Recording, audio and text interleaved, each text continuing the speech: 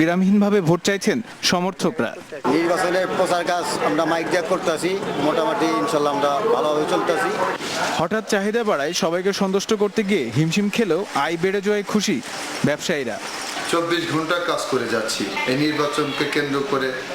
যে উৎসব, এই উৎসবের ছোঁয়া আমাদের মাঝেও আছে, কারণ আমরা প্রেসের প্রচুর পোস্টারের কাজ পেয়েছি এবং ডেলিভারি দেওয়ার চেষ্টা করছি সঠিক সময়ে এবং হিমশিমও খাচ্ছি। উপজেলা নির্বাচন শুরু হয়েছে, এখন আমাদেরও ব্যস্ততা বেড়ে গেছে, কর্মচারীদেরও খুব আনন্দ হইতেছে যে এরকম নির্বাচনের কাজকর্ম করতে পারতেছে। এজন্য আমরা খুশি আর কি। সিরাজগঞ্জ শহরে মাইকের দোকান আছে 15 থেকে 20টি, ছাপাখানাও আছে প্রায় একই সংখ্যক। ব্যবসায়ীরা জানান গড়ে প্রতি মাসে তাদের 10 থেকে 12 হাজার টাকা আয় হলেও নির্বাচনী হাওয়ায় তা দ্বিগুণ হয়ে গেছে। Desk report, channel 24। সংখ্যালঘুদের উপর যেন আর কখনোই নির্যাতন না হয় তার জন্য প্রয়োজনীয় পদক্ষেপ নিয়েছে সরকার। গতকাল বিকেলে যশোর অভয়নগরের মালোপাড়া পরিদর্শন শেষে কথা বলেন প্রধানমন্ত্রীর পররাষ্ট্র বিষয়ক উপদেষ্টা ডক্টর গওহর রিজভী।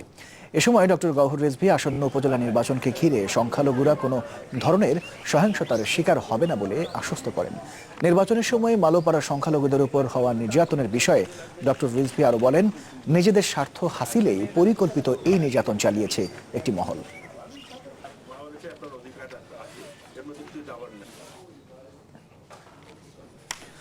চার নেতা গুম হবার অভিযোগ এনে নাটোরের সিংড়া উপজেলায় আধাবেলা হরতাল ডেকেছে স্থানীয় বিএনপি। বৃষ্টি আর ঠান্ডা আবহাওয়ার মধ্যে সকাল থেকেই শান্তিপূর্ণভাবেই পালিত হচ্ছে হরতাল, তবে বন্ধ রয়েছে দোকানপাট সহ বিভিন্ন ব্যবসা প্রতিষ্ঠান। এখন পর্যন্ত কোনো মিছিল কিংবা পিকেটিংয়ের খবর পাওয়া না গেলেও সিংড়ার গুরুত্বপূর্ণ মোড়ে মোতায়েন করা হয়েছে অতিরিক্ত আইনশৃঙ্খলা বাহিনীর সদস্য। গত 10 জানুয়ারি সিংড়ার স্থানীয় চার নেতাকে আইনশৃঙ্খলা বাহিনীর সদস্যরা গুম করে বলে দাবি করেছে বিএনপি।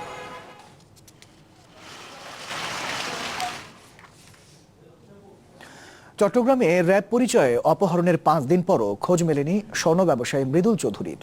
তার খোঁজ না পেয়ে উদ্বিগ্ন স্বজনরা, তবে এই ব্যাপারে পুলিশও কোনো অগ্রগতির খবর দিতে পারেনি। গত মঙ্গলবার সকালে নগরীর হাজারীগলির টেলিগ্রাফ রোডের বাসার সামনে থেকে র্যাব ও ডিবি পুলিশের পরিচয়ে অস্ত্রের মুখে তাকে অপহরণ করা হয়। মৃদুল চৌধুরীর স্বর্ণ হাতিয়ে নেয়ার অভিযোগে গত বছর কয়েকজন র্যাব সদস্যের বিরুদ্ধে ঢাকায় একটি মামলা করেন। এই কারণে তাকে অপহরণ করা হয়েছে বলে দাবি করেন পরিবারের সদস্যরা।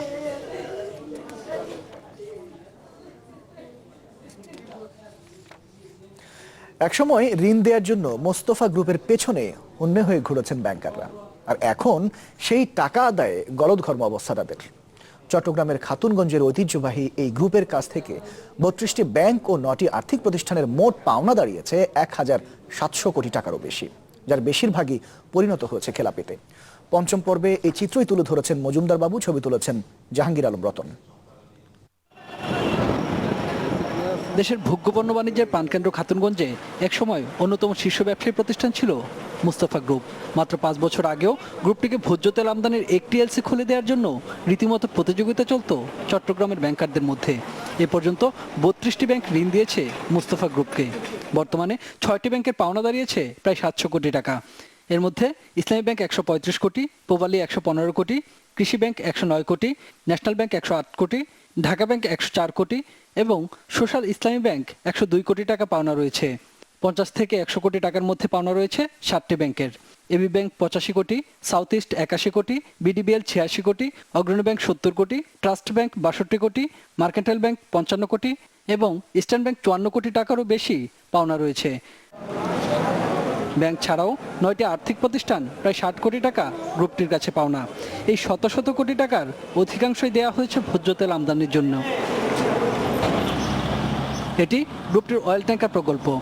রক্ষণাবেক্ষণের দায়িত্বে নিয়োজিতরা জানালেন, গত কয়েক বছর ধরেই এই কোম্পানির তেল আমদানি বন্ধ। আগে মুস্তাফা তেল এখন বন্ধ, সরকার আছে যদি মুস্তাফা তেল আসে না। এই অবস্থায় ইসলামী, UCBL, Pubali, prime, national bank সহ অনেক ব্যাংকেই গ্রুপটি খেলাপি হিসেবে চিহ্নিত হয়েছে। আমার জানা মতে 2-4-5 জন এই ধরনের পরিস্থিতি কয়েকটি ব্যাংকের জন্য সৃষ্টি করেছেন এবং সেটা ওভারকাম করার জন্য সম্ভবত ব্যাংকগুলো কিছুটা কঠোরতার দিকে যাবে বলে আমার ইনফরমেশন আছে। তবে গ্রুপটির চেয়ারম্যানের দাবি, ব্যবসায় মন্দাবস্থার আগে ব্যাংকগুলো গ্রুপটির কাছ থেকে নিয়েছে প্রচুর, তাই ছাড় দিতে হবে তাদেরকেই। ব্যাংক তো ওতে কামাচ্ছে, ইন্টারেস্টে অনেক পয়সা ব্যাংকে প্রফিট করছে, কিন্তু এখন ব্যাংক কেন ছাড় দিচ্ছে না সেটাই আসল কথা। ব্যাংকারদের অভিযোগ, লোকসান সামলাতে না পেরে তেলের ট্যাঙ্কার ভাড়া দিলেও চট্টগ্রামের বোয়ালখালীতে গ্রুপটি গড়ে তুলেছে একটি পৃথক সিটি। তবে গ্রুপটির চেয়ারম্যানের দাবি, জমিতে টাকা গেলেও সেটা বিনিয়োগ। এক্সটেনশন করলে তো এটাতে ইনভেস্টমেন্ট আছে, কথা হচ্ছেন না, যেটা লস হয়ে গেছে সেটা টোটালি লস হয়ে গেছে। 5 কোটি টাকা ইনভেস্টমেন্ট করছে, 5 কোটি টাকা আছেই তো, হ্যাঁ, কিন্তু সেটার থেকে লসটা বেশি হয়ে গেছে 111-এ, এবং ওই যে ফ্লাকচুয়েশন লসের মধ্যে যেটা ফল করছে এটা অনেক মারাত্মক লস। ঋণ সংকট থেকে বেরিয়ে আসতে তারা চেষ্টা করছেন বলেও জানিয়েছেন তিনি। ব্যাংকারদের অভিযোগ, মুস্তাফা গ্রুপ বিভিন্ন ব্যবসার নামে ঋণ নিয়ে জমিতে বিনিয়োগ করেছিল। ফলাফল, দেশের স্বনামধন্য এই গ্রুপটি আজ বেশ কয়েকটি ব্যাংকের শীর্ষ ঋণ খেলাপি। তারা বলছেন, গ্রুপটির সম্পদ আছে ঘুরে দাঁড়ানোর সামর্থ্যও, প্রয়োজন শুধু সদিচ্ছার। মজুমদার বাবু, চ্যানেল 24, বোয়ালখালী, চট্টগ্রাম। হবিগঞ্জ জজশিপ ও জুডিশিয়াল ম্যাজিস্ট্রেট আদালতে দীর্ঘদিন ধরে বিচারকের পদ শূন্য থাকায় ঝুলে আছে 35,000-এরও বেশি মামলা। তাই হয়রানির শিকার হচ্ছেন বিচারপ্রার্থী অসংখ্য মানুষ। বিষয়টি সমাধানে এরই মধ্যে আইন মন্ত্রণালয় সহ সংশ্লিষ্ট মহলে আবেদন করেন স্থানীয় আইনজীবীরা, তবে মেলেনি কোনো প্রতিকার। বলা হয়ে থাকে জাস্টিস ডিলেড জাস্টিস ডিনাইড, অর্থাৎ বিলম্বিত বিচার প্রত্যাখ্যানের নামান্তর। বিষয়টি হাড়ে হাড়ে টের পাচ্ছেন হবিগঞ্জবাসী। সেখানকার জেলা জজশিপে 2 জন যুগ্ম জজ, 4 জন সহকারী জজ ও 6 জন জুডিশিয়াল ম্যাজিস্ট্রেটের পদ শূন্য রয়েছে অনেক দিন। জেলা সদর থেকে 25 কিলোমিটার দূরে আজমেরীগঞ্জে রয়েছে আরেকটি কোর্ট, সেখানকার অবস্থাও প্রায় একই, শূন্য ম্যাজিস্ট্রেটের পদ। এতে বছরের পর বছর ধরে ঝুলে আছে প্রায় 35,000 মামলা। তাই প্রতিদিনই নানা হয়রানির শিকার হচ্ছেন বিচার প্রার্থীরা। 3-4 বছর যাবত আমার কোর্টের মধ্যে একটা মামলা আছে, মামলার কোনো বিচার আচার কোনো সুরাহা নাই, খালি তারিখ পরে বিচারক নাই, আইন লিগালি শুনি বিচারক নাই। অনেকদিন যাবো সাইকেলে আইতাছে, আই যাই বিচারক না তাহার কারণে খালি তারিখ করে অনেক পেরেশানি করতেছিলেন বিচারক না তাহার কারণে। শূন্য পদে নিয়োগের জন্য আইন বিচার ও সংসদ বিষয়ক মন্ত্রণালয় এবং প্রধান বিচারপতির কাছে আবেদন করেছে জেলা আইনজীবী সমিতি। তবে বিষয়টির কোনো ফয়সালা পাওয়া যায়নি। আমি সভাপতি হিসাবে আমার সেক্রেটারিকে নিয়ে আইন মন্ত্রণালয়ে যোগাযোগ করেছি, ব্যক্তিগতভাবে দেখা করেছি, সুপ্রিম কোর্টে রেজিস্ট্রারের সহিত দেখা করেছি, কিন্তু আজ পর্যন্ত কোনো সমাধান হয় নাই। যে একজনকে অ্যাপয়েন্টমেন্ট দেওয়া হয়েছে, পোস্টিং দেওয়া হয়েছে শুনছি, কিন্তু তারা এখন এসে জয়েন করেন নাই। বিচারাধীন অবস্থায় টাকা সত্ত্বেও ম্যাজিস্ট্রেটের সংকটে, বিচারকের সংকটে হবিগঞ্জ জেলার মানুষ ন্যায় বিচার থেকে বঞ্চিত হচ্ছে। বিচার প্রার্থীর সংখ্যা প্রতিদিনই বাড়ছে, সেই সাথে বাড়ছে দুর্ভোগে থাকা মানুষের সংখ্যাও। তাই জেলার আইনজীবীরা চাইছেন দ্রুতই এ ব্যাপারে উদ্যোগ নিক সরকার।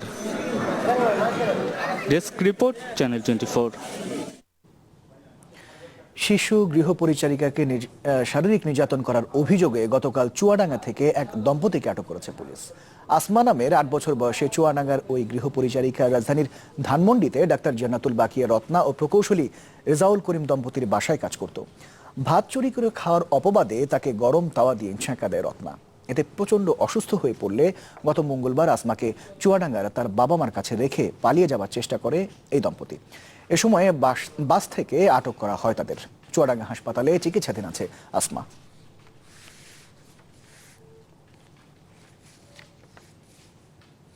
একটা বিরতি নিচ্ছি, ফিরছি একটু পর, আমাদের সাথেই থাকুন।